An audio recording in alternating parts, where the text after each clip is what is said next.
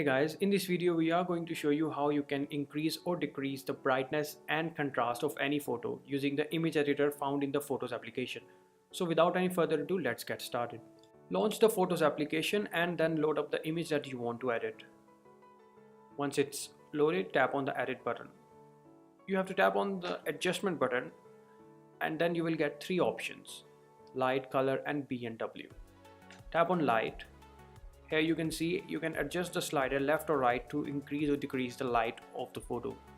But we are going to do even more. We are going to tap on the menu button and then we will get access to a bunch of options. Here you will find brightness and contrast.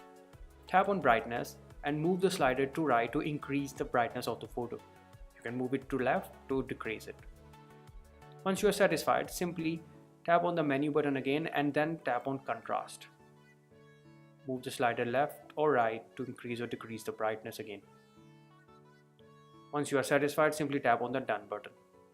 The image with new contrast and brightness will be saved in the Photos application. Another useful thing that you can do is you can tap on the edit button again and tap on revert. This will allow you to bring the image back to its original position.